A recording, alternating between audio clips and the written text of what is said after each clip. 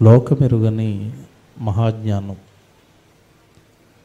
ఈ టైటిల్ వేయటం వెనకాల కారణం, ఉద్దేశం, ఇది బైబిల్లో దేవుడు రాయించిన ఒకనాటి మాట.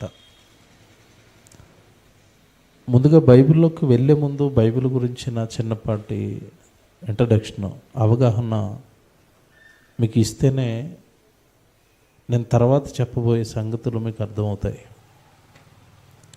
చాలామందిలో ఉన్న ఒక అపోహ, అపార్థం ఏంటి అంటే, బైబిల్ అనగానే ఇది ఒక కొత్త పుస్తకం అనుకుంటారు. బైబిల్ అనగానే 2000 సంవత్సరాల క్రితం యేసుక్రీస్తుల వారు అనే ఒక ఆయన పుట్టారట, ఆయన ఒక కొత్త మతాన్ని పెట్టారట, ఆయన చెప్పిన మాటలే బైబిల్ అట అన్న ఒక అపార్థం లేదా ఒక అపోహ ప్రజల్లో ఉంది. నిజానికి యేసుక్రీస్తుల వారు పుట్టింది 2000 సంవత్సరాల క్రితమే. ఆయన అనగనగా ఒక యేసుప్రభు ఉన్నాడట అన్నట్టుగా కథల్లో ఉన్న ఆయన కాదు. ఆయన ఇజ్రాయెల్ దేశం ఇప్పటికే ఉంది. ఆయన పుట్టిన యెరూషలేం, బెత్లెహేము గ్రామం ఇప్పటికే ఉంది. ఆయన పుట్టిన ప్రదేశం, ఆయన తిరిగిన ప్రదేశాలు, ఆయన సమాధి ఇప్పటికీ భద్రంగా ఉన్నాయి. సో యేసుక్రీస్తు అనగానే భూమి మీద నివసించిన ఒక మహానుభావుడు అని మనందరికీ తెలుసు. అయితే విషయం ఏంటంటే, ఆయనతో బైబిల్ ప్రారంభమైంది అని చాలామంది అనుకుంటారు. కానీ బైబిలు ఆయన పుట్టక ముందు నుంచే ఉంది అన్న సంగతి మనకు తెలియాలి. అంటే కాలాన్ని రెండుగా విడగొట్టారు. మీకు తెలియదు కాదు, చదువుకున్న వాళ్ళందరికీ తెలుసు, స్కూల్కి వెళ్ళిన వాళ్ళందరికీ తెలుసు. కాలాన్ని రెండుగా విడగొట్టారు.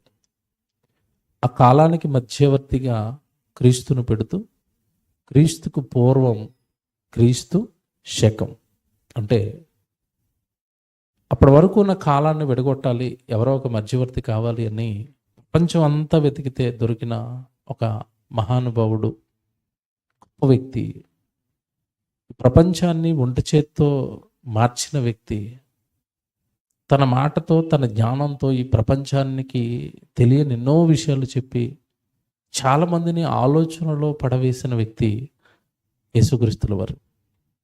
అప్పుడు ప్రపంచం అంతా ఆలోచించి ఆయన్ని మధ్యవర్తిగా పెట్టి కాలాన్ని రెండుగా విడగొట్టారు. క్రీస్తుకు పూర్వం, క్రీస్తు శకం.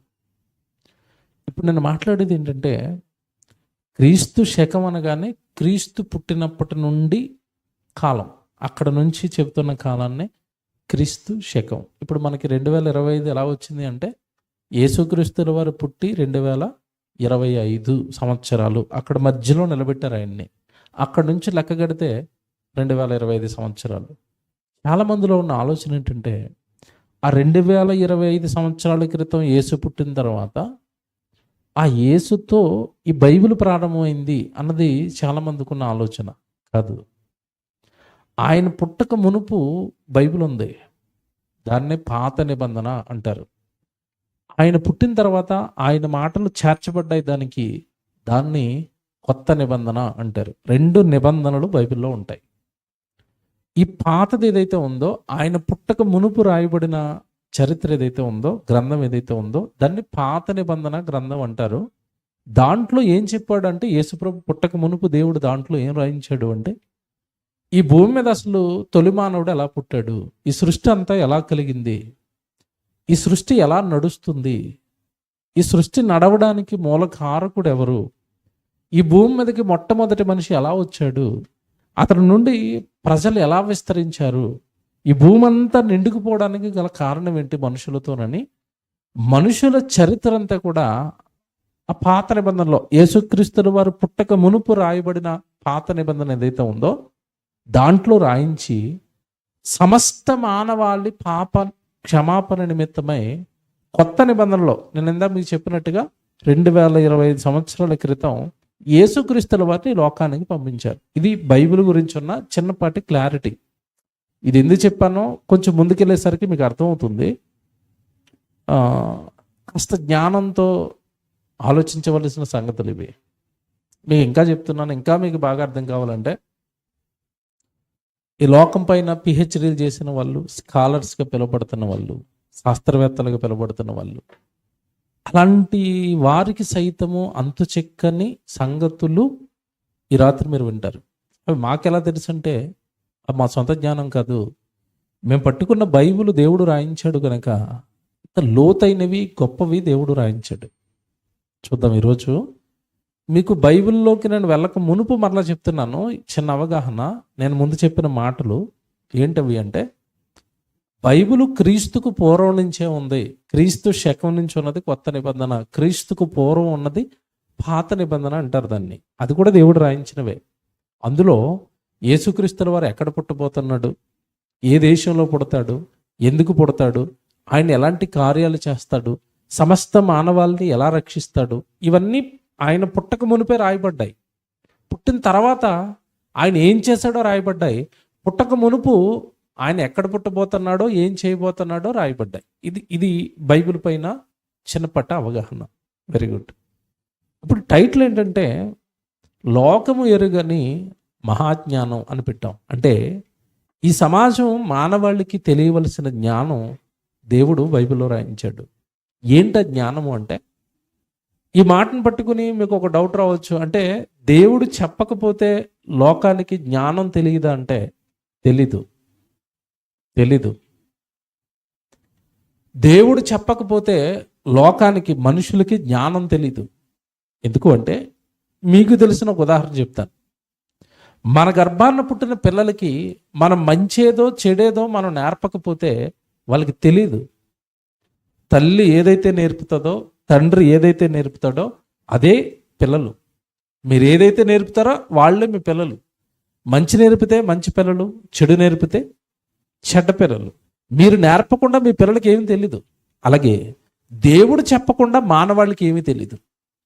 మీకు అర్థమవుతుంది. ముందుకెళ్ళేసరికి భలే ఉన్నాయండి ఇవి, నిజమే కదా. ఇవన్నీ మానవాళి ఎందుకు ఆలోచించడం మానేసింది, ఎందుకు ఒక మాయలో మానవాళంతా ఉండిపోయింది అని మీరు ఈ రాత్రి ఆలోచిస్తారా? అవి మీరు జాగ్రత్తగా వింటే. మనం మాట్లాడితే కానీ పిల్లలకి జ్ఞానం మంచి ఎలాగైతే తెలీదో, దేవుడు మాట్లాడితేనే కానీ తన పిల్లలైన ఈ భూమి మీద ఉన్న మానవాళికి జ్ఞానం తెలీదు. అందుకే దేవుడు బైబిల్లో మాట్లాడుతూ ఒక మాట మీకు చూపిస్తాను. సామెతల గ్రంథం 1వ అధ్యాయం 22వ వచనంలో దేవుడు మాట మాట్లాడతాడు. చూడండి. సామెతల గ్రంథం 1వ అధ్యాయం 22వ వచనం. ఎట్లనగా జ్ఞానము లేని వారలారా అన్నడా, జ్ఞానము ఉన్నవారలారా అంటున్నాడా? అంటే డైరెక్ట్గా మనుషులు ఏమంటున్నాడు దేవుడు? జ్ఞానం లేదు. అదేంటండి, జ్ఞానం లేకుండానే రాకెట్ కనిపెట్టారా? అంతే కదా. జ్ఞానం లేకుండానే విమానాలు కనిపెట్టారా? జ్ఞానం లేకుండానే మా ఇంట్లో ఉన్న ఫ్రిడ్జ్ కనిపెట్టారా అనుకుంటారు మీరు. నేను చెప్తాను అవి కూడా, అవన్నీ చెప్తాను ఈ రాత్రి. జ్ఞానం లేని వాళ్ళరా, మీరు ఎన్నాళ్ళు, ఆ పదం చూసారా? మీరు ఎంతకాలం, మీరు అప్పుడప్పుడు చూడండి పిల్లల్ని తిడుతూ, ఒరే నీకు ఎన్నిసార్లు చెప్పాలరా, ఎన్నిసార్లు చెప్పినా జ్ఞానం రాదా అంటారు కదా మీరు. అదే డైలాగ్ వేస్తున్నాడు దేవుడు. మీరు ఎన్నాళ్ళు జ్ఞానము లేని వారిగా అలా ఉండిపోతారు మీరు. ఒకసారి బైబిల్ చదవండి, ఒకసారి బైబిల్ దగ్గరికి రండి, అసలు బైబిల్ ఏంటో కాస్త ఆలోచించండి. నిజంగానండి, బైబిల్ని ఇష్టపడి చదివే వాళ్ళు ఉన్నారండి, బైబిల్ను ద్వేషంతో చదివిన వాళ్ళు కూడా ఉన్నారు. అందులో ఒక ఆయన క్రైస్తవ ప్రపంచం మొత్తానికి తెలుసు. రేడియోలో నా చిన్నప్పుడు వాయిస్ ఆయనదే వినపడేది, ఆర్ఆర్కే మూర్తి గారు అని. ఆయన బైబిల్ చదివేటప్పుడు అండి బైబిల్ పని ఇష్టంతో చదవలేదు, బైబిల్ను ద్వేషిస్తూ బైబిల్ చదివాడు ఆయన. ఈ బైబిల్లో ఏం తప్పులు ఉంటాయో పట్టుకుని అందరికీ చెప్పాలన్నట్టు బైబిల్ చదివాడట. చివరికి ఆయన ఇచ్చిన స్టేట్మెంట్ ఏంటో తెలుసండి? బైబిల్లో తప్పులు ఉన్నాయని బైబిల్ని చదవటం ప్రారంభించాను, చివరికి బైబిల్ నాలో తప్పులను పట్టుకుందని చెప్పాడు ఆయన. చాలా గొప్ప స్టేట్మెంట్ అది. బైబిల్ నాలో తప్పులను పట్టుకుంది, నాలో ఉన్న తప్పులన్నీ నాకు బైబిల్ చెప్పింది అన్నట్టు. అది నిజం. ఎందుకంటే మనిషి బైబిల్ను చదివితే కలిగే జ్ఞానం వేరండి, అతనిలో వచ్చే ఆలోచనలు వేరండి, అతని జీవన విధానం వేరండి, అతనిలో వచ్చే మార్పు. అసలు ఈ ప్రపంచంలో నువ్వు ఏది జ్ఞానం అనుకుంటున్నావో, ఏ జ్ఞానం దగ్గరికి నువ్వు వెళ్ళినా బైబిల్ తెచ్చినంత మార్పు నీ జీవితంలో రాదు. మళ్ళీ చెప్తున్నాను, మత మార్పు కాదు, మనిషి మార్పు, మనసు మార్పు, వ్యక్తిత్వపు జీవితపు మార్పు. ఒక వ్యక్తిగా, ఒక మనిషిగా ఎలా జీవించాలో వ్యక్తిగత అభివృద్ధి బైబిల్ ఇచ్చినంత గొప్పగా సమాజంలో ఎవరూ మనకి ఇవ్వలేరు. మీరు చూద్దరు ఇప్పుడు ముందుకెళ్ళేసరికి, జ్ఞానము లేని వారులారా మీరు ఎన్నాళ్ళు జ్ఞానము లేని వారుగా ఉండకూడదురు అన్నట్టు. అంటే దేవుడు డైరెక్ట్గా అంటున్నాడు మీకు జ్ఞానం లేదు అని. మనం అంటాం అసలు మరి జ్ఞానం లేకపోతే జరుగుతున్న అభివృద్ధి ఏంటి, వచ్చిన టెక్నాలజీ ఏంటి? మనిషి ఎంత బుద్ధిమంతుడైతే, ఎంత జ్ఞానవంతుడైతే దినదినము ఎంత అభివృద్ధి చెందుతున్నాడు, జ్ఞానం లేదంటున్నాడు ఏంటి దేవుడు అని మనం అంటామని దేవుడికి తెలుసు. బాగా వినండి, మన ఆలోచనలు అటువైపు వెళతాయని దేవుడికి తెలుసు. మనం దాన్ని చూసి జ్ఞానం అని పొంగిపోతామని దేవుడికి తెలుసు. ఇక దేవుడు మాట్లాడుతూ, మీరు చేస్తున్నవన్నీ నాకు తెలుసు నాయనా అని. అసలు మనుషులండి ఇలాంటి గొప్ప గొప్ప టెక్నాలజీని కనిపెట్టక మునిపే, మనుషులు అసలు ఇలాంటి టెక్నాలజీ అనేది సమాజానికి పరిచయం చేయక మునిపే దేవుడు భవిష్యత్తులో మనుషులు ఇలా డెవలప్ అవుతారు, శాస్త్రాలు రాసుకుంటారు, శాస్త్రవేత్తలు వస్తారు, జ్ఞానం పేరుతో గొప్ప గొప్ప కార్యాలు చేస్తారు అని, మనుషులు ఆ కార్యాలు చెయ్యక మునిపే చేస్తారు అని దేవుడు బైబిల్లో రాశాడు.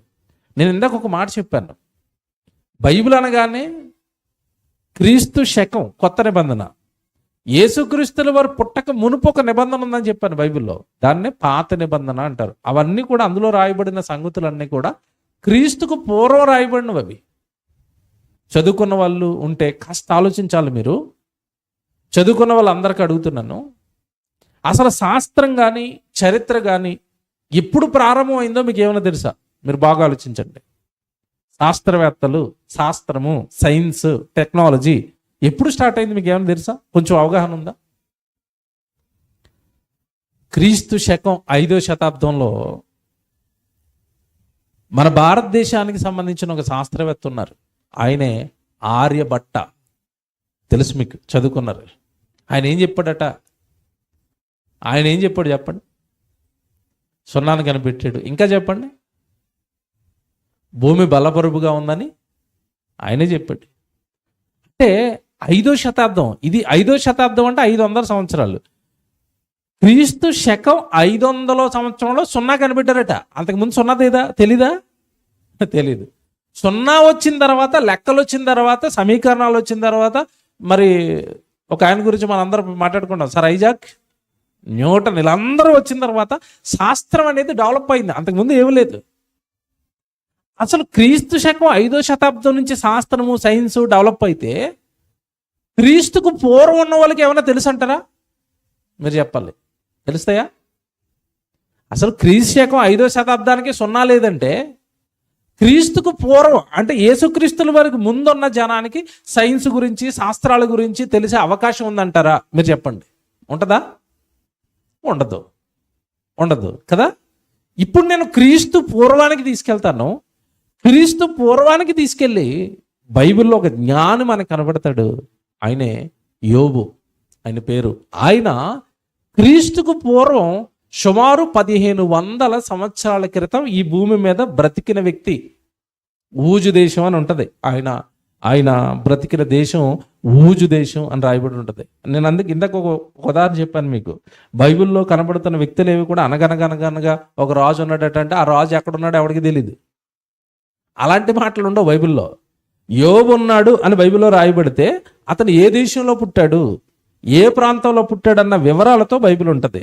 ఇప్పుడు యోబు గ్రంథం అనగానే మీకు అర్థం చేసుకోవాల్సింది ఏంటంటే ఊజు దేశము ఆనాడు పేరు. అది యోబు గారు బ్రతుకుతున్న టైంకి ఆ దేశానికి ఆ పేరు ఉంది. ఏమంటే ప్రస్తుతం ఆ దేశం ఉందా అంటే ఉంది. మస్కెట్ అంటున్నారు. ఇప్పుడు పేరు అన్నారా? ఎప్పుడైనా మస్కెట్ అన్నారా? ఆ దేశంలో ఉన్న వ్యక్తే. దాని పూర్వ పేరు ఊజు దేశం. అక్కడ ఒక ఆయన ఉన్నాడు. ఆయనకి దేవుడు మహాజ్ఞానం ఇచ్చాడు. అది దైవ జ్ఞానం. అది ఆ జ్ఞానంతో మాట్లాడుతూ క్రీస్తు శకం వచ్చిన తర్వాత, అంటే జాగ్రత్తగా వినాలి, ఇది క్రీస్తు శకం వచ్చిన తర్వాత, శాస్త్రం పుట్టిన తర్వాత, శాస్త్రవేత్తలు అనే వాళ్ళు పుట్టిన తర్వాత వాళ్ళు ఏవే పనులు చేస్తారో ఆయన ముందే చెప్తున్నాడు. అసలు శాస్త్రానికి అసలు శాస్త్రం అన్న పేరే ప్రపంచంలో లేనప్పుడు శాస్త్రవేత్తలు పుట్టి ఎలాంటి పనులు చేస్తారో చెప్తున్నాడు. యోబు గ్రంథం 28వ అధ్యాయం. చాలా జాగ్రత్తగా వినండి, మీరు నిజంగా వండర్ అవుతారు. ఇవన్నీ ముందు చెప్పాడు ఆ దేవుడు బైబిల్లో. ఒక వ్యక్తితో ఇవన్నీ ముందే చెప్పించాడా?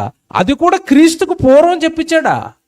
క్రీస్తు శకం 5వ శతాబ్దం, 10వ శతాబ్దం, క్రీస్తు శకం 20వ శతాబ్దం వరకు అసలు శాస్త్రం అన్న పేరే వినబడిన కాలంలో క్రీస్తుకు పూర్వం దేవుడు ఒక వ్యక్తితో ఇలాంటి మాటలు మాట్లాడించాడు. ఎలాంటి మాటలు మాట్లాడిస్తున్నాడో జాగ్రత్తగా వినండి. 28వ అధ్యాయం 1వ వచనం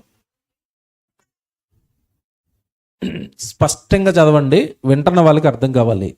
యోబు గ్రంథం 28వ అధ్యాయం 1వ వచనం. వెండికి గని కలదు. వెండి తెలుసమ్మా? తెలీదా? తెలుసు. వెండి ఎక్కడ దొరుకుతుంది చెప్పండి ఎవరైనా?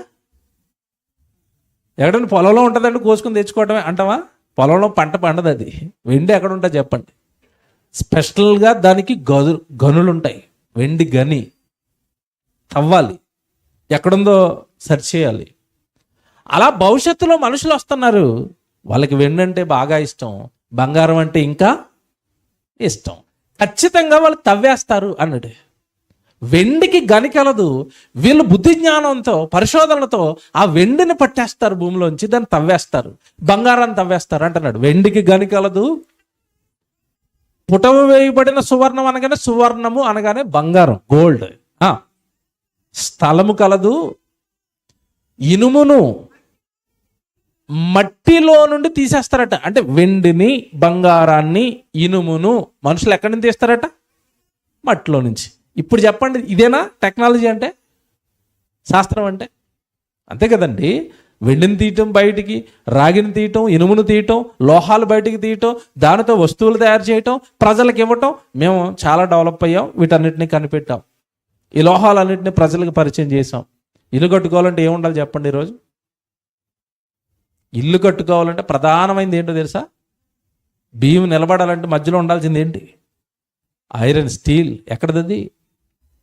మట్టిలో నుంచి తీస్తారు. వైజాగ్ స్టీల్ ప్లాంట్ తెలుసా మీకు? స్టీల్ ఆమె పుట్టించరాళ్ళు. ఐరన్ మట్టిని పట్టుకొచ్చి, మట్టిని రకరకాలుగా క్లీన్ చేస్తే అందులోంచి ఐరన్ బయటకు వస్తుంది. ఐరన్ని ఏమంటారు, వాటిని ఓసలుగా వేస్తారు. దాన్నే ఐరన్గా మన ఇంటికి వచ్చి ఇల్లు కట్టుకుంటాం. దీన్ని మనుషులు బయటికి తీస్తారు. ఇనుముని తీస్తారు, బంగారాన్ని తీస్తారు, వెండిని తీస్తారు. ఇంకా అయిపోలేదు. ఇవన్నీ తీసి మేము జ్ఞానులు అని చెప్పుకుంటున్నారు ఆల్రెడీ. ఇప్పుడు జాగ్రత్తగా వినాలి మీరు. ఇంకా చాలా చేస్తారట.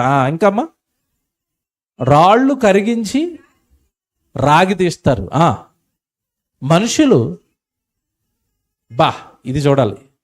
మనుషులు చీకటికి ఏం కలగజేస్తారట? అంతము కలగజేస్తారు. అంటే చీకటి లేని దేశాన్ని లేదా చీకటి లేని ప్రదేశాన్ని పుట్టిస్తారు. చీకటికి అంతం కలగజేస్తారట. అంటే అర్థం ఏంటంటే, ఏమన్నా ఒకప్పుడు మీ పూర్వీకులకి వెళ్ళండి, కరెంట్ లేనప్పుడు మన తల్లిదండ్రుల పరిస్థితి ఏంటి? దేంట్లో ఉన్నారు చెప్పండి వాళ్ళు? చీకట్లోనే. ఏమంటే అప్పుడు వెలుగు లేదా అంటే ఉంది. ఏం వెలుగు అది? దీపం గట్టిగా గాలేస్తే ఆరిపోద్ది, కిరోసిన్ అయిపోతే ఆరిపోద్ది. నాకు తెలుసంటే నా చిన్నతనంలో గ్యాస్ లైట్లు అని వచ్చేవి. మీలో ఎంతమందికి తెలుసో? ఇలా కొడతా ఉంటే బొగ్గులా వెలిగేది వైట్గా. ఐడియా ఉందా? గ్యాస్ లైట్ అనేవారు. టెక్నాలజీ రాను ఆ గ్యాస్ లైట్ వరకు వచ్చింది. గ్యాస్ వేయటం, దాన్ని వెలిగించటం, గ్యాస్ వేయటం, దాన్ని కొడితే వెలిగేది, అది ఆరిపోయిన తర్వాత గ్యాస్ అయిపోతే. అలా రాను మనుషులు, థామస్ అల్వా ఎడిసన్ ఏం కనిపెట్టాడు? బల్బు కనిపెట్టి ఈ కరెంటుని పుట్టించి, ఈరోజు మీరు హైదరాబాదులో తిరగండి, రాత్రిలో ఉంటుంది ఎక్కడైనా, పట్టపగల ఓరారు ఎక్కారంటే మీరు అసలు అది పగలో తెలియదు, రాత్రిలో తెలియదు. ఆ రోడ్డు మీద వెళ్తుంటే మనుషులు చీకటికి ఏం కలగజేశారు? అంతం. ఏమండి ఇప్పుడు చూడు ఎంత అందంగా కూర్చున్నాం మనం. ఇదే మీటింగు 1980లో జరిగితే కలర్ఫుల్లా black and white? Black and white. ఈ 2 లైట్లు ఉంటాయో ఉండవా? ఉండవు. ఇక్కడ 2 కాగడాలను, 2 కొవ్వొత్తులు, లేదంటే గ్యాస్ లైట్లు అని చెప్పాను కదా, వెనకలో గ్యాస్ లైట్ పెట్టుకుని ఒక అతను నుంచుంటాడు ఇలాగా మన మీటింగ్ అయ్యే వరకు. మనుషులు చీకటికి ఏం కలగ చేశారు? అంతం. చీకటి అన్నది కనపడకూడదు. దీన్నే కదా టెక్నాలజీ అంటున్నారు. దీన్నే కదా జ్ఞానం అంటున్నారు, దీన్నే కదా జ్ఞానం అని పొంగిపోతున్నారు. నేను మాట్లాడుతాను, నిజమో కదా చెప్పండి. టెక్నాలజీ పెరిగిందని సంతోషపడ్డాం, టెక్నాలజీతో పాటు రోగాలు పెరిగాయి అంటాను నేను. అవునా కదా చెప్పండి. మన కళ్ళు ఎందుకు పోతున్నాయి 30 సంవత్సరాలకి? అద్దాలు ఎందుకు వచ్చినాయి చెప్పండి? కాదు, లైట్లు ఎక్కువేయడం వల్ల. అసలు రీజన్ తెలుసా కళ్ళు పోవడానికి? దీపంలోకి ఉంటే మన పెద్దలు కళ్ళు పోయినాయే చెప్పండి. పెద్దవాళ్ళు కళ్ళజోడు పెట్టుకున్నారా? మీ తాతను అడగండి, కళ్ళజోడు పెట్టుకున్నారా అండి? పెట్టుకోరండి. ఇప్పుడు 20 ఏళ్ళకే కళ్ళజోడు ఏంటండి? విషయం ఏంటంటే స్కూల్కి వెళ్తున్నవాడికి కూడా కళ్ళజోడు పెట్టుకుని స్కూల్కి గాడు. కళ్ళు పోయాయి. చీకటికి అందం కలగజేస్తారు, వెంటనే కళ్ళు పోగొట్టుకుంటారు. దీన్నే జ్ఞానం అని చంకలు కొట్టుకుంటారు. ఎలాగొన్నాడు దేవుడు? బాగా వినాలి ఇది. లైట్లు కనిపెట్టి జ్ఞానం అన్నారు, కళ్ళు పోగొట్టుకున్నారు. మీ టెక్నాలజీ అలాగ ఉంటుంది నాన్న అన్నాడు. నేనిచ్చాను ఒక లైటు, జాగ్రత్తగా వినండి. దేవుడు ఇచ్చిన లైట్ ఉంది. ఏంటి చెప్పండి? సూర్యుడు వల్ల నా కళ్ళు పోయా అన్నాడు ఎవడైనా అంటాడా? పగటిని ఏలుటకు పెద్ద జ్యోతిని, రాత్రిని ఏలుటకు చిన్న జ్యోతి. ఈ 2 లైట్లు దేవుడు పెట్టాడు. ఈ 2 లైట్ల వల్ల మన కళ్ళకి ఏమైనా ఎఫెక్టా? చర్మానికి ఏమైనా ఎఫెక్టా? ఏమి లేదండి. హాయిగా ఉంటాయి ఆయన లైట్లు. నువ్వు వేసిన లైట్లు ఇగో నాకు వేస్తారండి లైట్లు, మా కెమెరాలో కనపడ్డానికి. కళ్ళు పోతాయి. ఒక రోజులు కలజోడు పెట్టుకుని తిరిగాను, బైబిల్ కనపడటం లేదు, చిన్న చిన్న అక్షరాలు కనపడటం లేదు. లైటింగ్ అండి. దీన్ని టెక్నాలజీ అనుకున్నారు, ఇదే గొప్ప జ్ఞానం అనుకున్నారు. జాగ్రత్తగా ఉండండి. దీన్నే జ్ఞానం అనుకుని ఆ మాయలో మోసదారంలో బతుకుతుంది లోకం. ఇంకా చూడండి, ఇంక త్వరగా చదవమ్మా. మనుషులు చీకటికి అంతం కలుగజేయుదురు, గాఢాంధకారములోను మరణాంధకారములోను రత్నాలను వెతుకుచు. వాళ్ళు భూమి లోపలికి వెళ్ళిపోతారట. వెళ్ళిపోయారు. ఇక్కడే ఉంటుంది మనకి సింగరేణి. ఎక్కడికి వెళ్ళిపోయారు వాళ్ళు? ఎక్కడికి వెళ్ళిపోయారు చెప్పండి? తవ్వుకుంటే ఎక్కడికి వెళ్ళిపోయారు? మొత్తం భూమి లోపలికి వెళ్ళిపోయి బొగ్గంతా బయటికి తెస్తున్నారు. మీరు వెళ్ళిపోతారా నాకు తెలుసు, మీరు తవ్వుకుంటారు నాకు తెలుసు. తవ్వుకుని దాన్నే ఏమని చెప్పుకుంటారు మీరు? జ్ఞానం అని చెప్పుకుంటారా? ఇంకా చదవమ్మా. జనులు తిరుగు స్థలములకు చాలా దిగువగా మనుషులు ఏం తవ్వుతారట? సొరంగాలు. తవ్వారా లేదా? మన ఈ మధ్యకాలంలో నేను అరకెళ్ళానండి మీటింగ్కి. ట్రైన్ వెళ్తుంటే సొరంగాల్లోంచి పోతుంది. అది టన్నల్స్ తవ్వేసి అందులోంచి పోతుంది. మళ్ళీ గడ్డి వస్తుంది, మళ్ళీ టన్నలు, మళ్ళీ గడ్డి, మళ్ళీ టన్నలు, మళ్ళీ గడ్డి. ఓరు నాయన ఎంతకాలం తవ్వేర్రా బాబు అనిపించింది. అటు కొండలు ఇటు కొండలు, ఇటు లోయ మధ్యలో కొండలు వస్తానే, కొండల్లోంచి తవ్వి ట్రాక్ వేసుకుంటే వెళ్ళిపోయారు. ఇంకా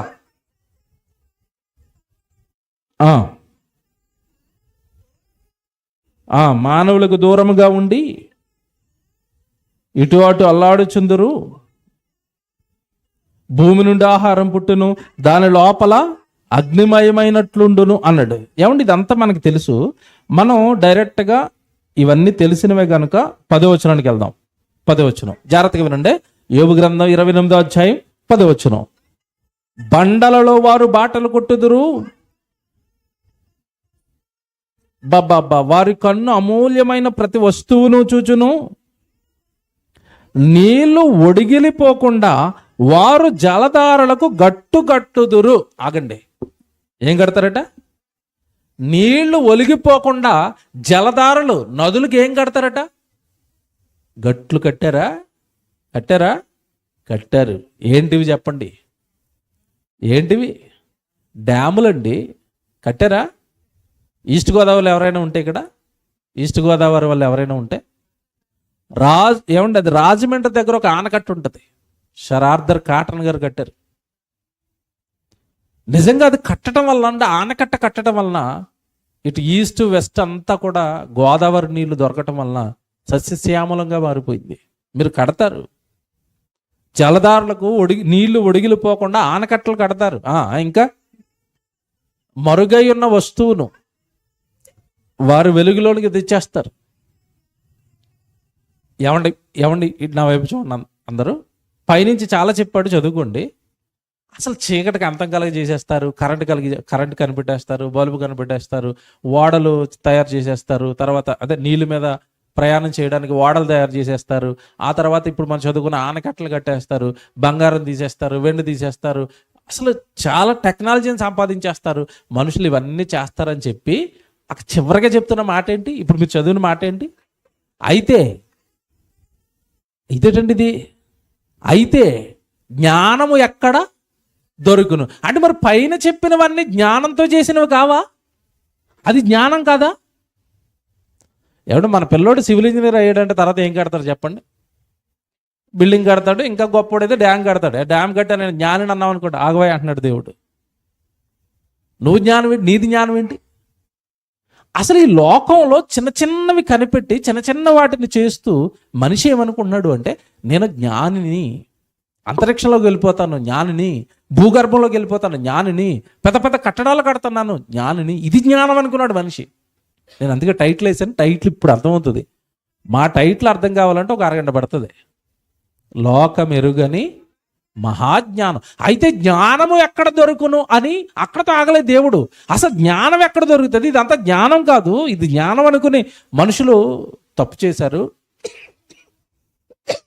ఏమండి, మీకు ఇందాక కొన్ని వస్తువుల గురించి చెప్పాను, మళ్ళీ మర్చిపోతానేమని క్లియరెన్స్ ఇచ్చేస్తున్నాను మధ్యలో. జ్ఞానం కాదంటున్నారు ఏంటండి? మా ఇంట్లోకి ఫ్రిడ్జ్ వచ్చింది కదా, ఫ్రిడ్జ్ జ్ఞానంతో కనిపెట్టిందేనా? స్త్రీలను అడుగుతున్నాను. ఫ్రిడ్జ్ వచ్చిన తర్వాత మంచి జరిగిందా చెడు జరిగిందా చెప్పండి?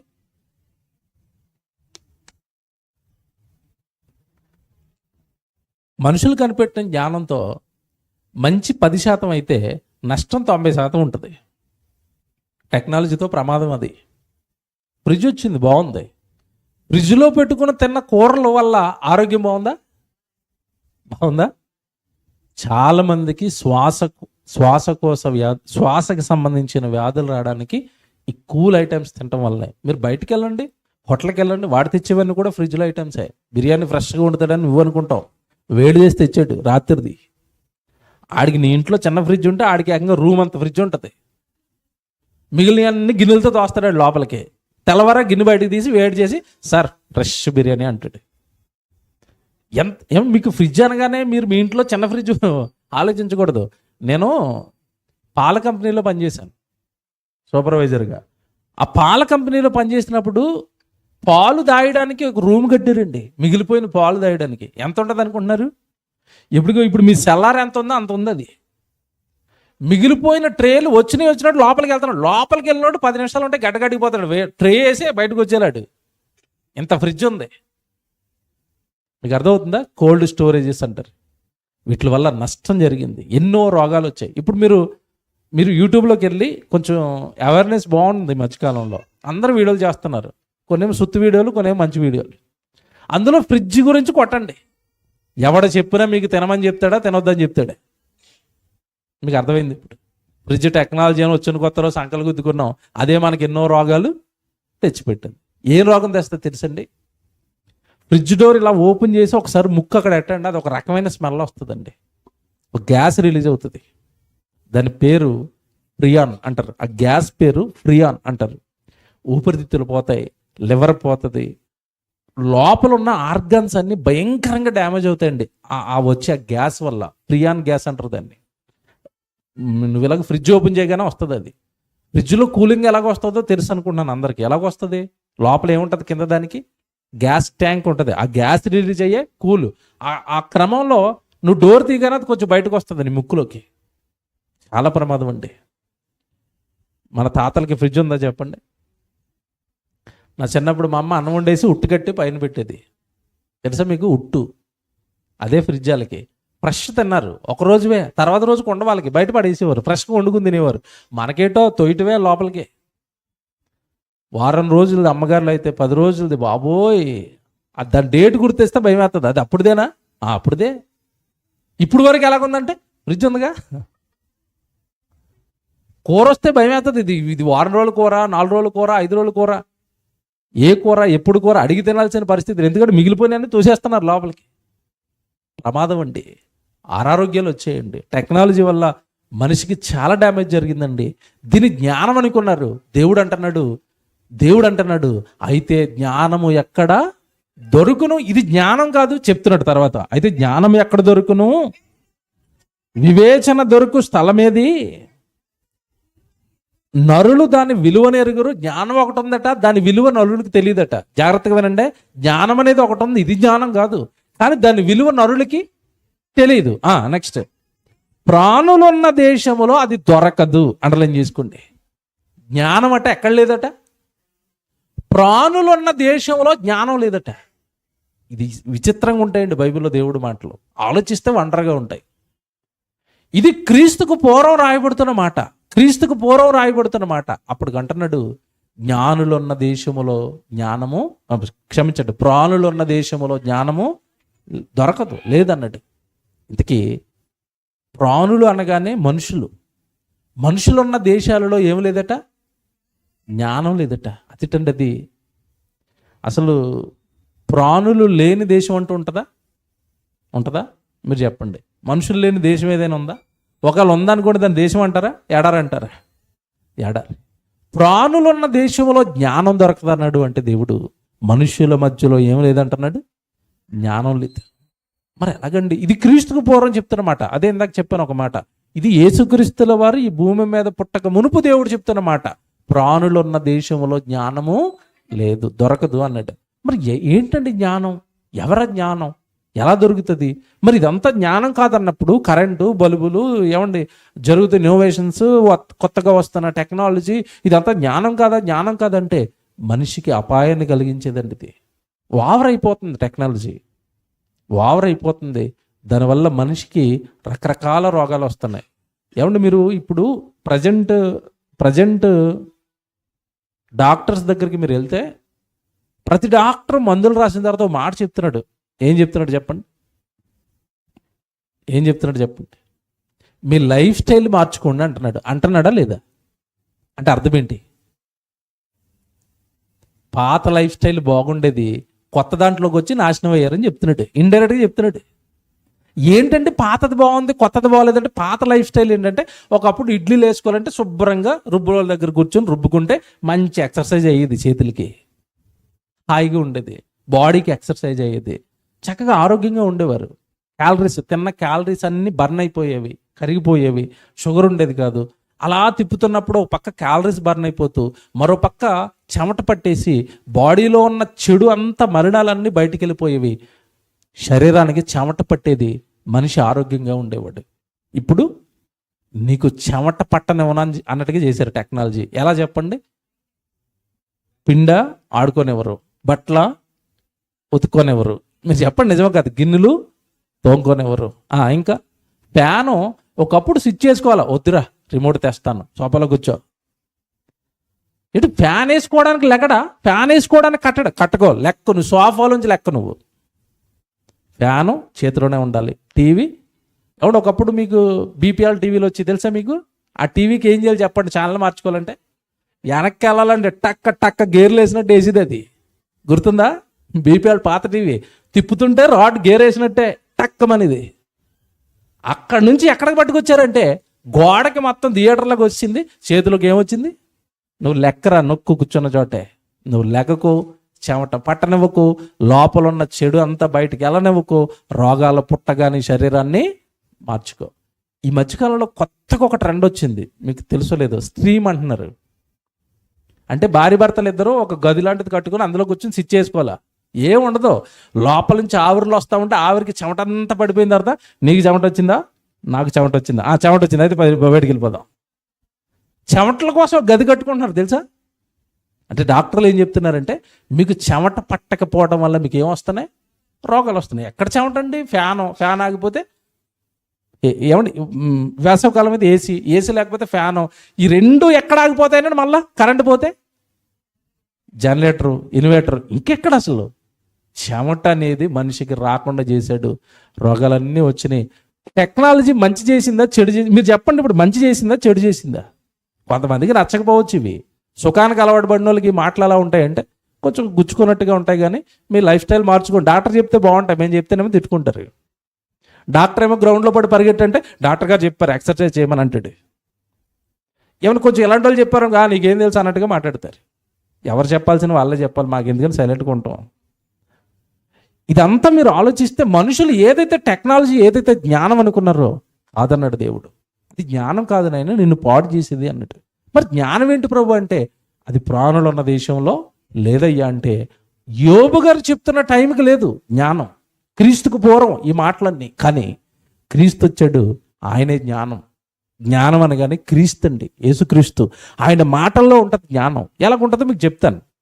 నేను ప్రూవ్ చేసే చూపిస్తాను. మీకు మీకు మీకు చెబుతాను. అది జ్ఞానం అని మీరు ఎందుకు అంటున్నారండి? మీ బైబిల్లో ఉన్నాయి కనుక, మీ యేసుప్రభు మాటలు కనుక మీరు గొప్ప చెప్పుకున్నారంటే కుదరదు. నేను ప్రూవ్ చేస్తాను. ఆయన మాటల్లోనే జ్ఞానం ఉందన్నది ప్రూవ్ చేస్తాను.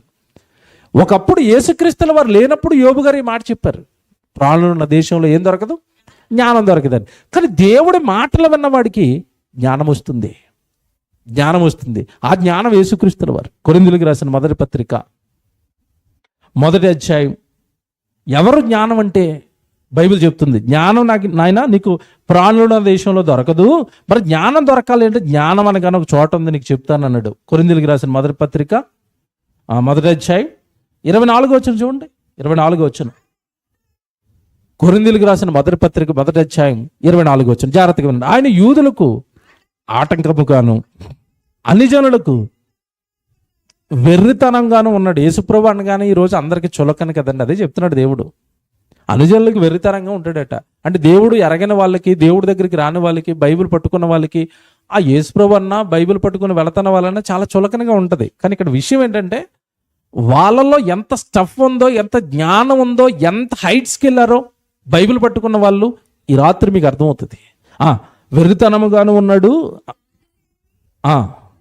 యూదులకేమి గ్రీసు దేశస్థులకేమి పిలువబడిన వారికి క్రీస్తు దేవుని శక్తియును దేవుని జ్ఞానమునై ఉన్నాడు. క్రీస్తు దేవుని జ్ఞానమునై ఉన్నాడు.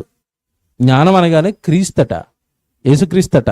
అది యోబు గారి కాలానికి ఆయన భూమి మీదకి రాలేదు గనక, అవి క్రీస్తుకు పూర్వం గనుక దేవుడు అంటున్నాడు, ప్రాణులున్న దేశములో జ్ఞానము దొరకదు. ఇప్పుడు యేసుప్రభు వచ్చిన తర్వాత సమస్త మానవాళికి జ్ఞానం పరిచయం అయింది.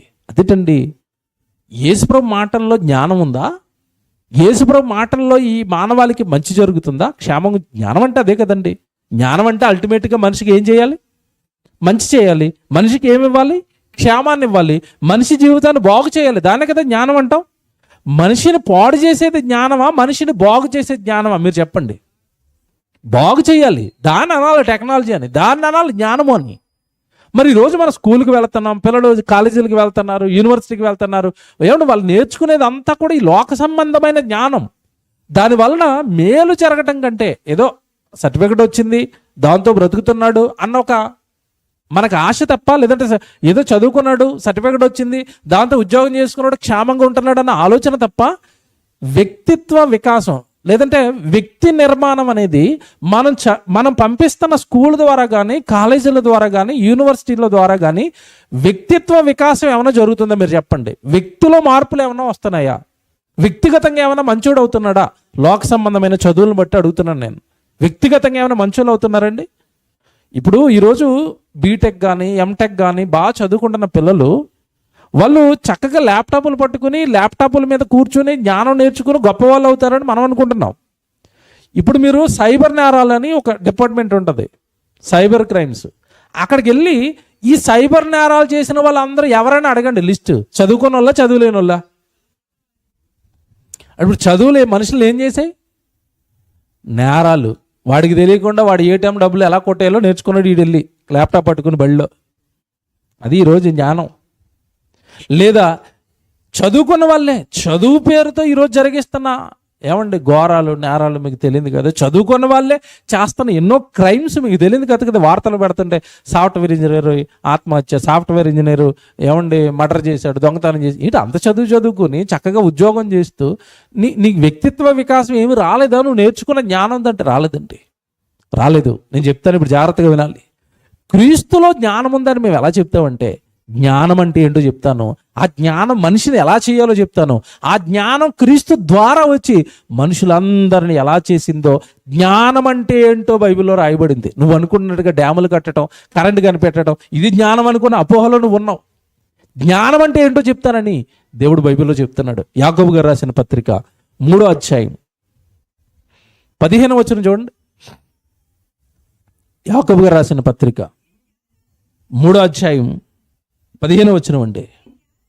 ఈ జ్ఞానము పైనుండి దిగివచ్చినది కాక భూ సంబంధమైనదియు ప్రకృతి సంబంధమైనదియు. భూమి మీద ఉన్న జ్ఞానం అంతటినంటే బాధపడిన పర్లేదు, ఒక మాటతో కొట్టేసాడు, అది దెయ్యం జ్ఞానం అయినా అన్నది. దేవుడి జ్ఞానం కాదట అదంతా. ఏ జ్ఞానం అట?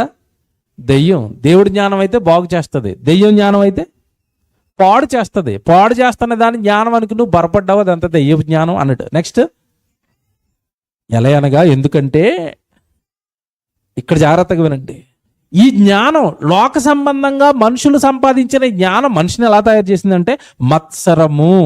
మత్సరం అంటే తెలుసండి, అసూయండి, ఒకరినొకరు చూడలేకపోవటం అండి. ఏమండి, నేను ఇక్కడ కూర్చున్న వాళ్ళని అడుగుతున్నాను, చదువుకున్న వాళ్ళని అడుగుతున్నాను, పోనీ ఇంకా మీకు డైరెక్ట్గా స్ట్రైట్గా అర్థం కావాలంటే సాఫ్ట్వేర్ ఇంజనీర్ ఎవరైనా ఉంటే మిమ్మల్ని అడుగుతున్నాను. మా సాఫ్ట్వేర్ కంపెనీ అండి చాలా బాగుంటుందండి, ఏ కుళ్ళులు కుతంత్రాలు పాలిటిక్స్ ఏమి ఉండవండి, అసలు నేను ఆఫీస్కి వెళ్తే గుళ్ళాగా ఉంటుంది అన్న వాళ్ళు చేయొద్దండి. ఎవరైనా ఉంటే ఎత్తండి, ఒక్కరు ఎత్తరు. సాఫ్ట్వేర్ కంపెనీలో జరిగిన పాలిటిక్స్ అండి బయట రాజకీయ పార్టీలో కూడా జరగవు. నాకు తెలుసు, అది నేను చేశాను కంపెనీలో. మా బాబోయ్, అక్కడ ఉన్న పాలిటిక్స్ని తట్టుకోవడం మామూలుగా కాదు. కింద ఉన్నవాడు తర్వాత టీఎల్ అని ఒక ఆయన ఉంటాడు. ఎవరు? Team leader. తీసేయడానికి లీడర్ అతను. టీఎల్ అంటే ఒకప్పుడు అర్థం వేరు, ఇప్పుడు అర్థం వేరు. నువ్వు బాగా పనిచేసావు అనుకోండి, జీతం ఎక్కువ వాళ్ళకి తీసేస్తాడు. నువ్వు సరిగా పని చేయట్లేదు అనుకోండి, ఏం చేయట్లేదని తీసేస్తాడు. మొత్తమే తీసేయడానికి అతను లీడరు, టీఎల్. ఏమంటే మీరు నిజంగా చెప్పండి, హృదయపూర్వకంగా చెప్పండి, మా ఆఫీస్లో అందరూ చదువుకున్న వాళ్ళు ఉన్నారండి. మా బాసు, మా టీఎల్, మా మేనేజర్ అందరూ చాలా బాగుంటారండి, మేము చాలా హ్యాపీగా ఉంటాం. కంపెనీలో ఎవరినో నీ మాట వస్తుంది, మీరు చెప్పండి. ముక్కు మూసుకొని ఉంటారండి. 8 hours ఎప్పుడు అయిపోతారా బాబు, ఎప్పుడు వెళ్ళిపోవాలి ఇంటికి. చదువుకున్న వాళ్ళే కదా. చదువు జ్ఞానాన్ని ఇచ్చిందా, మత్సరాన్ని ఇచ్చిందా? మత్సరం అంటే అర్థం ఏంటో తెలుసండి, అసూయ. ఒకడు బాగా పని చేస్తున్నాడు అనుకోండి, పక్కోడు బాస్ కంప్లైంట్ ఇస్తూ ఉంటాడు, ఈ నెల తీసేయాలని. చదువు జ్ఞానం మత్సరాన్ని పుట్టించిందండి, అసూయను పుట్టించింది. ఏమంటే మన ఇండియన్స్ మీద ఉన్న ఒక రకమైన నేరం వేసారు, నేరం అనేసి దాన్ని. ఇండియన్స్కి ఉన్న ఒక ఇబ్బంది ఏంటంటే, ఎవడైనా ఎదుగుతుంటే చూడలేడట. పీతలతో పోల్చారు ఇండియన్స్ని. పీతలంటే అర్థం ఏంటి? మీరు దాకలో పీతలను వేయండి, పాపం ఒకటి పైకి రావడానికి ట్రై చేస్తూ ఉంటుంది. ఒకటి పైకి రావడానికి ట్రై చేస్తూ ఉంటే కింద ఉన్న పీత దాని కాలు అట్టుకుని కిందకి లాగుతుంది. ఇది జరుగుతుందా లేదా? అందుకే ఇండియన్స్ని అందరూ ఏమంటారంటే పీతలు అంటారు. నేను అవమానించడం లేదు, జరుగుతున్నది.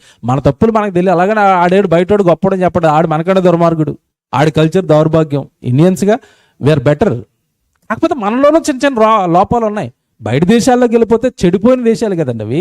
అమెరికా కానీ, ఏమన్నా మీరు చదువుకున్న ఆస్ట్రేలియా కానీ, ఇంగ్లాండ్ కానీ, ఏ మంచి దేశాలు దరిద్రం. వాటి కల్చర్, గన్ కల్చర్ కానీ, వాళ్ళ డ్రెస్ సెన్స్ కానీ అన్ని వరస్ట్. వీఆర్ బెటర్ ఇండియన్స్, బాగున్నాం. కాకపోతే మనలో కూడా ఇది ఉంది. ఏంటది? అసూయని లేని మనిషి ఉన్నాడు చెప్పండి. చదువుకునే దగ్గర అసూయ, చేస్తున్న కంపెనీ దగ్గర ఏమున్నాయి? అసూయలు, కలహాలు, కొట్లాట్లు. ఏమండి, వాళ్ళ మీద వీళ్ళు, వీళ్ళ మీద వాళ్ళు. ఏంటండి ఇది? ఏమి నేర్పింది ఈ లోక జ్ఞానం అంటే? మత్సరాన్ని నేర్పిందట, అసూయని నేర్పిందట. ఇంకా చెప్తున్నాడు చూడండి, మత్సరము, వివాదములు ఎక్కడ ఉండునో అక్కడ అల్లరియు ప్రతి నీచ కార్యమును. అంతే కదండి. ఎక్కడైతే అసూయ ఉందో, ఎక్కడైతే అసూయలు ఉన్నాయో, ఎవరంటే ఒకరి మీద ఒకరికి పట్టం లేదో, వెంటనే అక్కడ ఏమి లెగుస్తాయి? వివాదాలు, గొడవలు. నెక్స్ట్ నీచ కార్యాలు, చంపేయటమే. వార్త విన్నారా? నేను అసలు ఆశ్చర్యపోయానండి. ఈరోజు వార్త, న్యూస్ మీరు కూడా చూసుంటారు. అమెరికాలోనండి ఒక ఇండియన్ని అమెరికా అతను చంపేశాడు. ఎందుకయ్యా చంపేశాడంటే, తల నరికి చంపేసి తల పట్టుకెళ్ళి డస్ట్బిన్లో వేసాడట. ఎందుకు చంపేశాడంటే పెద్దగా రీజన్ ఏమీ లేదు. వాషింగ్ మెషిన్ ఎందుకు వాడుతున్నావు నా పర్మిషన్ లేకుండా అని అడిగాడట బాస్. ఇతను అక్కడ మేనేజరు, వీడి కింద పనోడు. వాషింగ్ మెషిన్ ఎందుకు వాడుతున్నావు నా పర్మిషన్ లేకుండా అన్నాడట. అంతేనండి, వీళ్ళ లోపల ఏం రేగిపోయింది తెలుసా? అసూయ. నన్నే అంటావా అని బాస్ని కొట్టి పొడిచి తల నరికి డస్ట్బిన్లో వేసాడండి. లోక జ్ఞానం ఉన్న చోట ఏముంటాయట? అసూయ. నెక్స్ట్ ఏంటట? వివాదాలు, ప్రతి నీచమైన కార్యం. ఏమంటే సాటి మనిషిని చంపటం మంచి కార్యమా, నీచమైన కార్యమా? ఎలా చంపేస్తారండి? అతనికి ఒక కుటుంబం ఉంటుంది, అతనికి భార్య, అతనికి పిల్లలు, అతను కుటుంబానికి యజమాని. కుటుంబం ఏమైపోవాలి చెప్పండి? నీచమైన పనులు చేస్తాడు మనిషి. దైవ జ్ఞానం లేని చోట నీచమైన కార్యాలు జరుగుతాయి అన్నట్టు. మరి దైవ జ్ఞానం ఉన్నవాడు కింద చెప్తారు చూడండి ఎంత బాగుంటుందో. అయితే పైనుండి వచ్చిన జ్ఞానం, యేసుక్రీస్తుల వారు పరలోకం నుండి వచ్చాడు. ఈ భూమి మీద ఉన్న సమస్త మానవాళికి దిశానిర్దేశం చేయడానికి ఆయన పరలోకం నుండి ఈ భూమి మీదకి వచ్చాడు. పై నుండి వచ్చిన జ్ఞానము మొట్టమొదట ఫస్ట్ క్వాలిటీ అట. దైవ జ్ఞానానికి ఉన్న ఫస్ట్ క్వాలిటీ పవిత్రమైనది అన్నది. దైవ జ్ఞానంలో ఏముంటుందట? పవిత్రత. ఇదండి జ్ఞానం. మనిషిని పవిత్రంగా చేయాలి, అది జ్ఞానం. మనుషుని పాడు చేయటం కాదు, మనుషుల ఆరోగ్యాలు పోగొట్టడం కాదు. ఏమంటే నిజంగా చెప్తున్నాను, ఫ్లైట్ జ్ఞానం కాదండి అంటారు మీరు. నేను ప్రారంభంలో ఎత్తాను కనుక మీకు అవి మనసులో ఉండిపోతాను, మళ్ళీ క్లియర్ చేస్తున్నాను. ఫ్లైట్ జ్ఞానమే కదండి అంటారు. నేను నిజంగా చెప్తున్నానండి, ఫ్లైట్ ఎక్కినోడు ఖచ్చితంగా నేను కిందకి దిగిపోతానని గ్యారంటీ ఉందా? మీరు చెప్పండి. నేను ఫ్లైట్ ఎక్కిన ప్రతిసారి క్యాసెట్ వేస్తాడండి, బెల్ట్ పెట్టుకోండి, పెట్టుకున్నాం, మీ ఇష్టదైవానికి ఒకసారి ప్రార్థన చేసుకోండి, ఎందుకంటే కిందకి దిగుతుందో లేదో గ్యారంటీ లేదు. ఇది జ్ఞానం. ఎన్ని విమానాలు కూలిపోలేదు, ఎంతమంది చచ్చిపోలేదండి? చచ్చిపోలేదు చెప్పండి, చచ్చిపోరండి. ఈ జ్ఞానం ఇలా ఉంటుంది. కానీ దైవజ్ఞానం అట ఎంత బాగుంది చూసారు ఆ మాట. దైవజ్ఞానం అట మొట్టమొదట ఫస్ట్ క్వాలిటీ ఏంటంటే, దేవుడి జ్ఞానంలో ఉన్న వాళ్ళకి ఉండే ఫస్ట్ క్వాలిటీ ఏంటంటే, వాళ్ళు పవిత్రంగా ఉంటారు, పాపాలు చేయరు, నేరాలు చేయరు, అక్రమ సంబంధాలు పెట్టుకోరు, భర్తను తప్ప భార్యను తప్ప మరొకరిని ఆ దృష్టితో చూడరు. ఫస్ట్ క్వాలిటీ దేవుడి జ్ఞానంలో ఉన్న వాడికి ఫస్ట్ క్వాలిటీ పవిత్రత అన్నట్టు. ఎందుకండి ఈరోజు సమాజం చెడిపోయింది మీకు తెలియదు కదా. వార్తలు ఏ రోజు వార్త పెట్టండి మీకు కనబడుతున్నది ఒకటే, భార్య భర్తను చంపేస్తుంది, లేదంటే భర్త భార్యను చంపి. మీకు తెలియదు కదా, సిమెంటు డ్రమ్ము పెద్ద ట్రెండ్ అయిపోయింది. అది ఎక్కడైనా డ్రమ్ అనేసరికి అందరూ భయమేస్తుంది. దాని మీద ఎన్నో వీడియోస్ వచ్చేస్తున్నాయి. భర్త ఏమంటే డ్రమ్ ఆర్డర్ చేయమంటే, వద్దమ్మా నేను డ్రమ్ము తప్ప ఏదైనా కొంటాను అంటున్నాడు. ఎందుకంటే భార్య చంపేసి ఎక్కడెట్టింది, డ్రమ్ములో పెట్టి సిమెంట్ చేసింది. డ్రమ్ అనేసరికి గసగసలు ఆడిపోతున్నారు ఇప్పుడు భర్తలు. కాఫీ తెస్తుంటే, ఎందుకైనా మంచిదా ఒక్కసారి ఒక చుక్క నువ్వు తాగివ్వా అన్నాడు. ప్రేమ చెకింగా, భయం, ఇందులో విషం కలిపేసిందా, ఇందులో ఏమైనా మందు కలిపేసిందా. జేడి చక్రవర్తి అండి ఒక ఇంటర్వ్యూలో చెప్తున్నాడు, నా భార్య నన్ను చంపేయడానికి స్లో పాయిజన్ ఇచ్చిందట. అంటే నాకు తెలిసి ఒక 8 సంవత్సరాలు ఏమో చెప్పాడండి. 8 years అట. ఆయనకి కాఫీ అంటే పిచ్చట. తెల్లవారు లేగానే ఫస్ట్ కాఫీ కావాలట. ఆ కాఫీలో స్లో పాయిజన్ నెమ్మదిగా ఇతను చచ్చిపోవడానికి స్లో పాయిజన్ ఇచ్చుకుంటూ వెళ్ళిందట. కొద్ది రోజులకి వాంతులు అయిపోతున్నాయట, విరోచనాలు అయిపోతున్నాయట, ఆ శరీరంలో అసలు శక్తి ఉండటం లేదట. ఏంటి నాకు ఇలాగ అయిపోతుంది, ఏం రోగం వచ్చిందని మొత్తం హాస్పిటల్ అన్ని తిరిగితే నీకు ఏం రోగం లేదంటున్నారట. తెల్లారేసరికి నీరసం అయిపోతున్నాడు. చాలా రోజులకు దొరికిందటండి భార్య నాకు స్లో పాయిజన్ ఇస్తుందని. అదేంటండి, భర్తను చంపుకోవటం ఏంటండి, భార్యలను చంపుకోవటం ఏంటండి. వాళ్ళు పాపం భార్య అనగానే మొత్తం వాళ్ళ ఊరిని విడిచిపెట్టి, వాళ్ళ తల్లిని విడిచిపెట్టి, తండ్రిని విడిచిపెట్టి, భర్తే సర్వస్వం అనుకుని చేయి పట్టుకుని ఒంటరిగా ఇంటికి వచ్చింది కదండి. అన్నీ తానై చూసి ప్రేమించుకోవలసిన భర్త చంపుతున్నాడు అంటే ఏ జ్ఞానం ఉంది చెప్పండి వాడి బుర్రలో? దయ్యపు జ్ఞానం. దేవుడి జ్ఞానం ఉంటే ఏం చెప్తాడో తెలుసా? బైబిల్ చెప్పింది. దేవుడి జ్ఞానం ఉంటే ఏం చేయమన్నాడు తెలుసా? అది నీకు తోటిది కదా, నీ చేయి పట్టుకుని వచ్చింది కదా, తన యవ్వన కాలాన్ని నీకు అర్పించింది కదా, ఆమెను ఎలా విడిచిపెట్టేస్తావురా? విడాకులకు నేను పర్మిషన్ ఏమన్నా అన్నాడు దేవుడు. జీవితకాలం భార్యను చూసుకోవాలా, జీవితకాలం భర్తను చూసుకోవాలా. అందుకే మీరు చూస్తారో లేదో, క్రైస్తవ వివాహాలు జరిగేటప్పుడు అండి ప్రమాణాలు చేయిస్తారు. ఏమని? వ్యాధి ఎందును, రోగమందును, బాధ ఎందును ఈయనతోనే కాపురము చేయదువా అనగానే అమ్మగారు ఏముంటుంది? చేయదును. ఎస్, నేను ఒప్పుకుంటున్నాను. మళ్ళీ ఈయనతో చేయిస్తారు. అవే ఈమెకు రోగం వచ్చినా, వ్యాధి వచ్చినా, బాధ వచ్చినా, చివరి వరకు మీ ఇద్దరిలో ఎవరో ఒకరికి మరణం వచ్చేంత వరకు ఈమెతో కాపురము చేయదువా అనగానే ఆయన ఏమంటాడు? ఎస్, చేస్తాను. చూసారా, ప్రమాణాలు. విడిపోకూడదు మరణం వరకు. ఇది జ్ఞానం. ఇది దేవుడు చెప్పిన చట్టం, దేవుడు చెప్పిన నియమ నిబంధనలు కుటుంబాలకి. ఎంత బాగుంటుంది తెలుసండి. మీకు టక్ టక్ టక్ మన 2 రెఫరెన్స్లు చూపిస్తాను, టైం అయింది, వెళ్ళిపోదురు. అసలు దేవుడి జ్ఞానంలో పవిత్రత ఉంది అనడానికి ఎంత పవిత్రత నేర్పిందో ఒక మాట మీకు చూపిస్తానండి. మత్తయి సువార్త 5వ అధ్యాయం. యేసు చెప్తున్నాడు ఇది.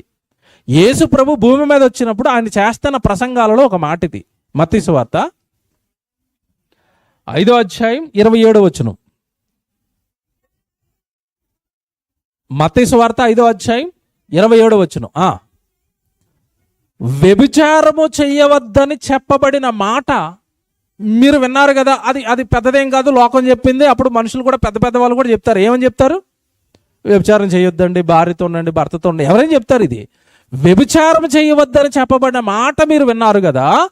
నేను మీతో చెప్తున్నాను, యేసుక్రీస్తుల వారిగా, జ్ఞానిగా, ఈ ప్రపంచాన్ని బాగు చేయడానికి వచ్చిన వాడిగా నేను చెప్తున్నాను.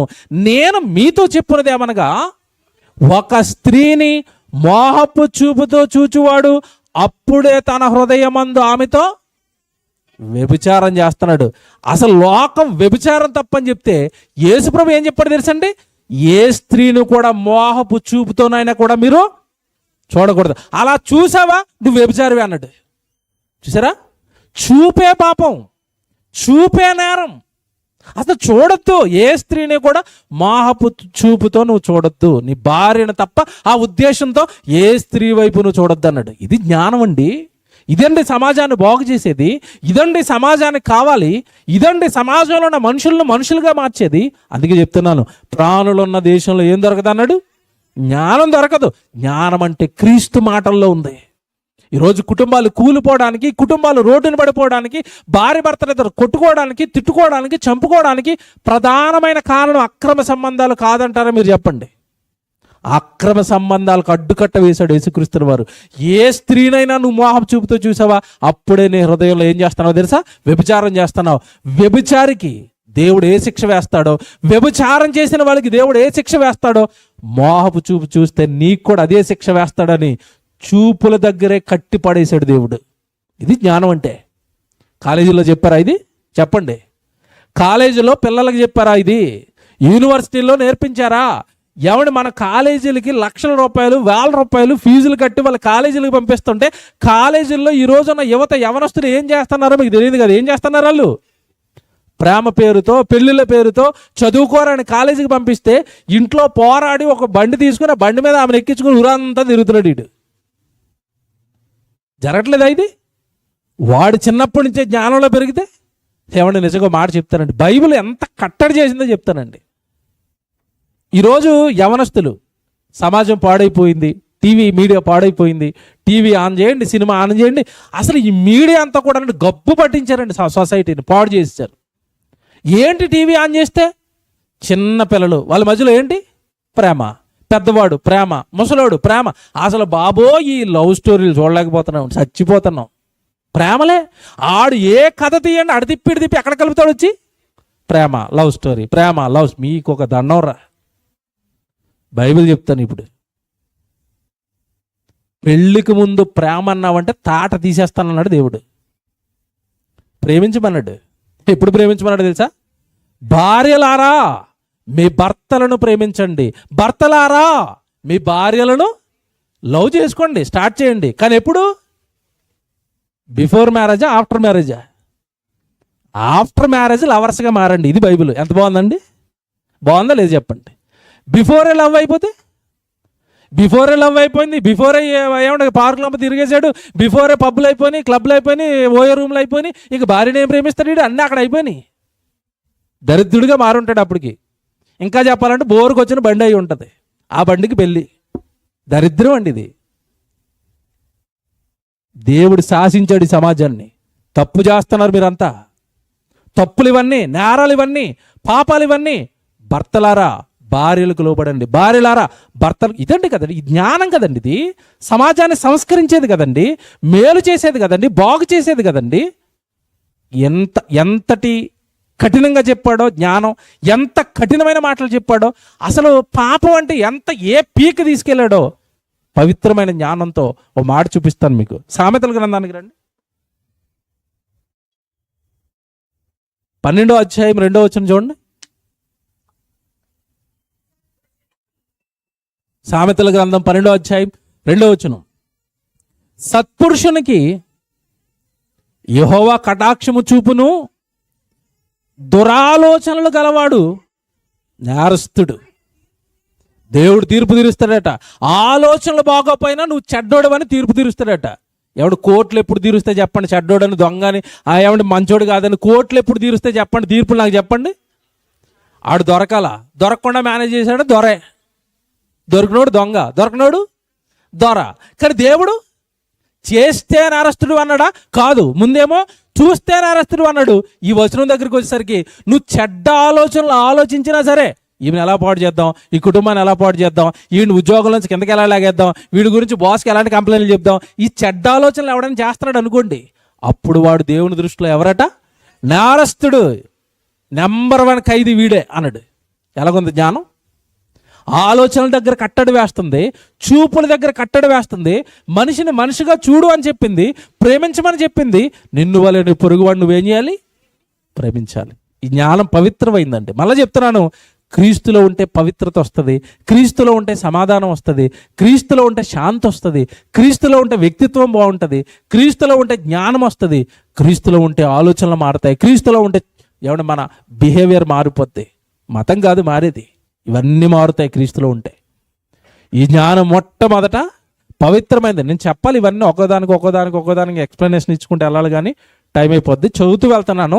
ఎంత మంచి గుణాలు జ్ఞానంలో ఉంటాయని చెప్పాడో చెప్తున్నాను. మొట్టమొదట పవిత్రమైనది, నెక్స్ట్ తరువాత సమాధానకరమైనది. అంటే క్రీస్తులో ఉన్నవాడికి సమాధానం ఉంటుందండి. ఎవరితోనూ కోపాలు ఉండవు, ఎవరితోనూ పగలుండవు, వాడికి నాకు పడదన్నది ఆలోచనలు ఉండవు. అప్పుడే పోట్లాడుతాడు, అప్పుడే ఏదో మాట అనుకుంటారు, వెంటనే తమ్ముడు, అన్నయ్య, అక్క, చెల్లి అని కలిసిపోతారు. ఈ సమాధానం ఉంటుంది ప్రభువులో ఉన్న వాళ్ళకి. మృదువైనది అంటే సులువుగా లోబడేంత మంచి మృదుత్వం వాళ్ళలో వస్తుంది.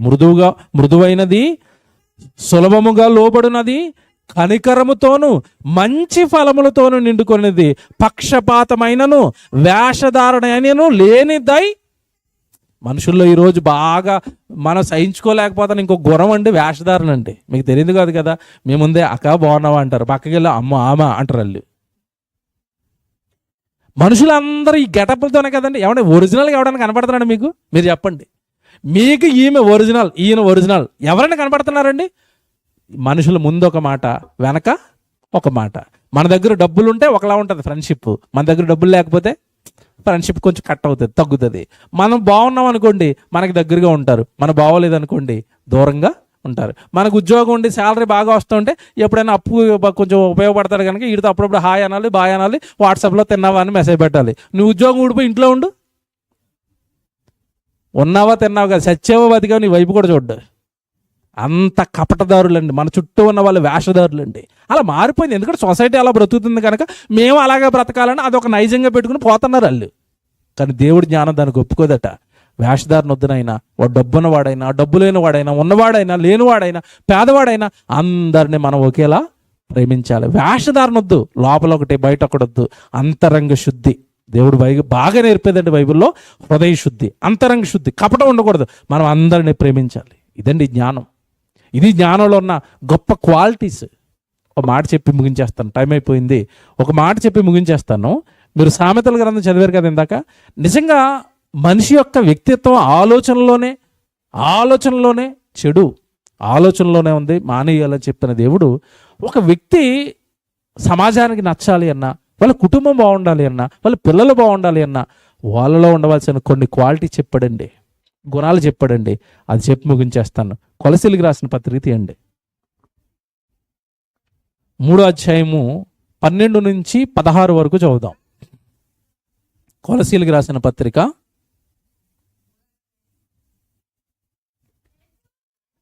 3వ అధ్యాయం 12వ వచనం. కాగా దేవుని చేత ఏర్పరచబడిన వారును పరిశుద్ధులు. నేను ఇందాక చెప్పాను కదా, ఈ జ్ఞానంలోనికి రాగానే మొట్టమొదట ఈ జ్ఞానం అతను ఏం చేస్తుందట?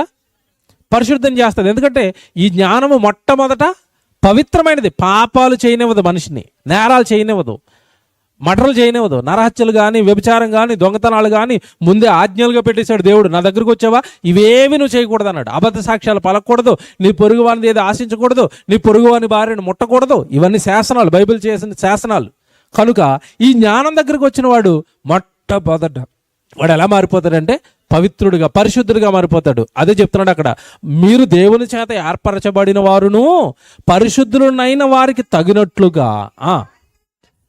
పరిశుద్ధులైన వారికి తగినట్లుగా. మనం పరిశుద్ధులం కదా, దేవుడి దగ్గరికి వచ్చాం కదా, ఇదిగో ఈ జ్ఞానాన్ని పట్టుకున్నాం కదా, ఆయన మాటల్లో జ్ఞానం ఉందని నమ్మి ఆయన దగ్గరికి వచ్చాం కదా, మన పాపాలు కడుక్కున్నాం కదా, మనకి తగినట్లు అంటే ఈ బైబిల్ పట్టుకున్న వాళ్ళు ఎలా ప్రవర్తిస్తారో చెప్తున్నాడు. తగినట్లుగా మీరు జాలి కలిగిన మనస్సు.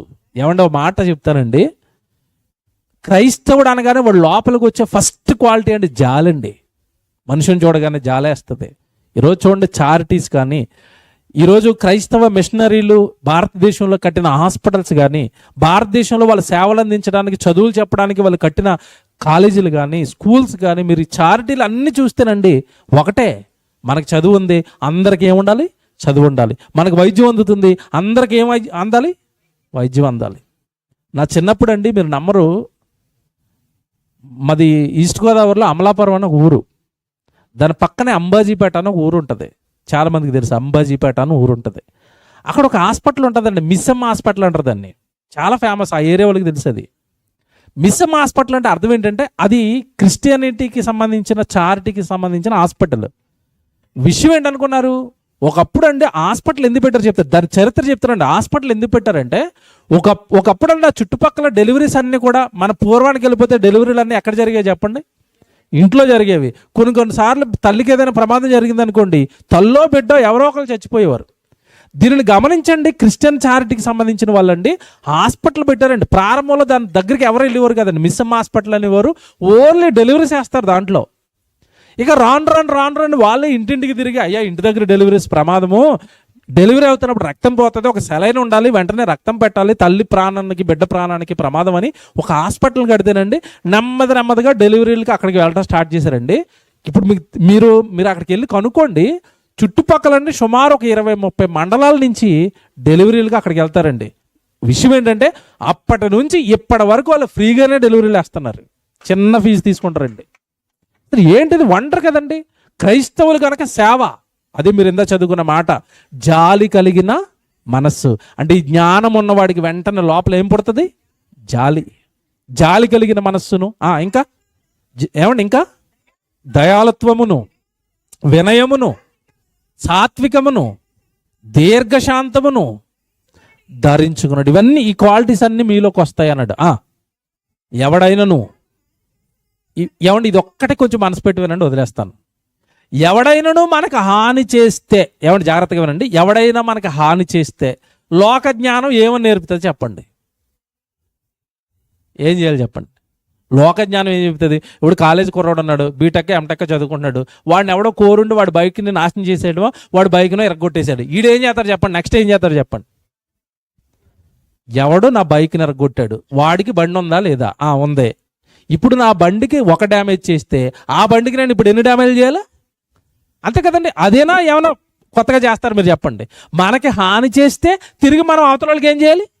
హాని చేయాలి. ఇది బయట జ్ఞానం నేర్పింది. కానీ ఇప్పుడు దేవుడు అంటున్నాడు, ఒకడు తనకు హాని చేశానని ఒకడు అనుకుని ఎడల ఒకరిని ఒకడు సహించుచు ఒకరిని ఒకడు ఏం చేయాలట?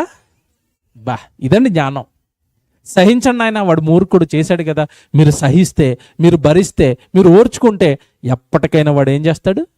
మారతాడు. నేను చాలా రోజుల క్రితం ఒక వీడియో చూశాను, మీరు కూడా చూసుంటారు. నాకు అది ఎంత ఆనందాన్ని ఇచ్చిందంటేనండి, వీడియో ఒకడు పై ఫ్లోర్లో ఉంటాడండి, వీడేమో కింద ఫ్లోర్లో ఉంటాడు. ఆ రోజు మెట్ల మించి కిందకి దిగుతాడు. రోజు మెట్ల మించి కిందకి దిగుతూ వాడికి ఒక అలవాటు ఉంది, కైనీ తింటాం, పాన్ పరాగ్ తింటాం. ఆడు బయలుదేరేటప్పుడు పైన వేసుకుంటాడు నోట్లో, కిందకి దిగి నవ్వుకుంటూ కరెక్ట్గా ఈడు ఫ్లోర్ వచ్చేసరికి బుగ్గ నిండిపోద్దాడికి. ఈడు ఫ్లోర్లో ఉన్న, ఏమండి వీడు కిందకు వచ్చిన తర్వాత ఎవడైతే పక్కన రెట్టుకుంటున్నాడో కరెక్ట్గా వాడు ఇంటి ముందు భయమని ఒక మూసిపోతాడు గోడ మీద. ఏమంటే ఆ ప్లేస్లో మనం ఉంటే ఏం చేస్తాం చెప్పండి? అలవాటు లేకపోయినా 4 కిల్లీలు తెప్పించుకుని ఈ బొగ్గనోటి వేసి బాగా నమిలి పైకెక్కి ఆడు గోడ మీద ఈడు ఒకసారి ఊస్తే అక్కడ 4 సార్లు ఊసేస్తాం. అదే చేసేది మనిషి. ఇప్పుడు దేవుడు ఏమంటున్నాడంటే, ఒకరిని ఒకడు ఏం చేయాలట? సహించి ఒకరిని ఒకడు ఏం చేయాలట? క్షమించడం వల్ల ఏం జరుగుతుందో తెలుసండి? మార్పు వస్తుందండి వాళ్ళలో. ఒకనే చెప్పడు దేవుడి జ్ఞానం, ఇది లోతుది. నువ్వు సహించడం వల్ల, భరించడం వల్ల వాడు మారుతాడు. ఎలా మారుతాడో చెప్తాను. ఈ వీడియోనే ప్రత్యక్ష నిదర్శనం. రోజు వాడు కిందకు వచ్చేవాడండి, ఊసేవాడండి, ఊసి ఈడు వంక చూసి వెళ్ళిపోయేవాడు. ఈడేమంటాడని ఆడేమంట ఇలా వందనాలు చెప్పేవాడు. అంతాడు ఊసాడు, వెళ్ళిపోయాడు. ఈడు బకెట్తో నీళ్ళు తెచ్చుకునేవాడు అని శుభ్రం కడుక్కునేవాడు. 2వ రోజు మళ్ళీ దిగాడు. వచ్చేసరికి మరకలేదు, అక్కడ గోడ ఎలాగ ఉంది? తెల్లగా ఉంది కదా. మరొకసారి మళ్ళీ ఊసి వెళ్ళిపోయాడు. ఈడు మళ్ళీ సేమ్ 2వ రోజు వచ్చాడు, శుభ్రం కడుక్కున్నాడు. మూడో రోజు చూశాడు, నాలుగో రోజు చూశాడు. ఆడు వస్తున్న ప్రతిసారి ఈడేం చేశాడంటే ఆడు ఎలాగో వస్తాడని ఈడు బకెట్ నీళ్ళతో రెడీగా ఉన్నాడు. ఇలాగా ఆడు అలాగొచ్చాడండి. పోద్దామని అలా చూశాడు, గోడ ఏమో క్లీన్గా ఉంది, ఈడు బకెట్తో నీళ్ళతో రెడీగా ఉన్నాడు. ఎలా చూశాడు, ఎలా చూశాడు, ఎలా చూశాడు, ఎలా చూశాడు, వాడికి ఉయ్యాలనిపించలేదండి, వెళ్ళిపోయాడు బయటికి. ఇప్పుడు వాడు మారాడా లేదా? మారటం పగతో మార్చాడా, క్షమతో మార్చాడా? క్షమతో. ఎవడు వాళ్ళు ఎంత మార్పు కలిగిందంటే, నేను ఉయ్యటం ఏంటి, వాడొచ్చి కడుక్కోవటం ఏంటి, వాడిని నేనేం చేస్తున్నాను, బాధ పెడుతున్నాను, ఎవరిని నేనేం చేయకూడదు. ఇది క్రీస్తు, ఇది దైవ జ్ఞానం నేర్పిన ఘనత, కీర్తి, గొప్ప మాటలు. ఇప్పుడు చెప్పండి, ప్రాణులు ఉన్న దేశంలో జ్ఞానం ఉందా, బైబిల్లో దేవుడి మాటల్లో ఉందా? చెప్పండి. ఏదో జ్ఞానం అనుకుని ఏదో టెక్నాలజీ అని మోసపోతున్న లోకానికి దేవుడు చెప్తున్నాడు, నాయన అసలైన జ్ఞానం అంటే మనుషుల వ్యక్తిత్వపు వికాసాన్ని తీసుకురావాలి. అది జ్ఞానం. వ్యక్తిని నాశనం చేసేది, వ్యక్తిని పాడు చేసేది కాదు జ్ఞానం, వికాసాన్ని పుట్టించేది అన్నట్టు. కనుక బైబిల్ అంటే మాకు ఇష్టం. బైబిల్ మేము రోజు చదువుకుంటాం.